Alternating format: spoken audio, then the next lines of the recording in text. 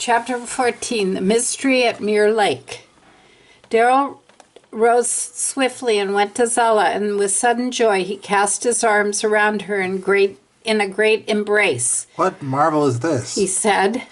What wind was born to you to Oposa? Then Zella looked upon him, and there was a fair light in her eyes. When I had restored the Draco stone to its rightful resting place in the temple of Draken, she said, your letters came at last into my hands, and to my own wonder I found that I had missed you, my friend, and desired much to look upon you once again. At her words, a warmth swift and bright stirred within Darrell, and for a moment his heart was glad beyond speech, for in her voice there was both kindness and affection, plain and unshadowed. Your coming is well timed indeed, Zala. He answered. Once you called upon me to ride beside you in the recovering of Dracustone, and now I in return would ask you to join me in a darker errand. A strange evil has arisen in the realm. The royal guards have begun to vanish, and no one can tell by what craft or malice they are taken. From behind the bar there came a mighty shout. Look there, Kira, called Zulk. The young wolf warrior has returned to us. Oh, Darrow. Then turning, he called out again. Bring ale and come and sit with us, that we may hear of the tidings are borne by our friends. Forth from behind the bar strode Zulk, broad as a gatepost and loud of voice, and he led Darrell and Zala to the great round table that stood in the midst of the hall. Then he lifted an arm and beckoned across the room. You too, Zatar, come and sit near. Surely you will wish to hear what matters draw your companions together.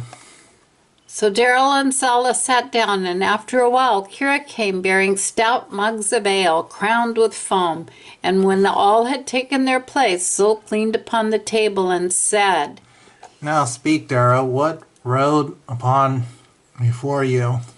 Then Darrell bent low, and his gaze went around the tavern to see whether any strange ear might be turned toward them. And when he was satisfied, he spoke in a quieter voice. What I am about to tell you must remain among us alone. This very morning, I was summoned before King Zalgus in the palace. There, he told me that several royal guards had disappeared while keeping their watch, each in a manner strange and wholly unlooked for. The great is the king's fear that though the war with the Demon King has ended, yet some servants of King Forgan still linger in secret places, seeking by hidden means to free him from the Amber Crystal. Therefore, the king has sent me to the royal wizard Frederick, who has been charged with seeking out the truth behind the vanishings. Said Zulk, and his face grew grave. Dark rumors have already begun to move among the folk concerning strange happenings in the castle. What said Frederick? Has he learned anything of worth? Darrell shook his head. Little enough.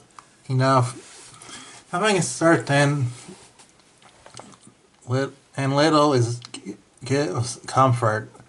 Only he knows some deep power of deep and unknown magic is at work.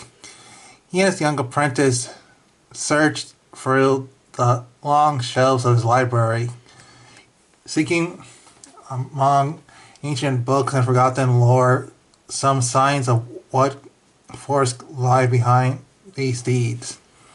Yet he no clear answer.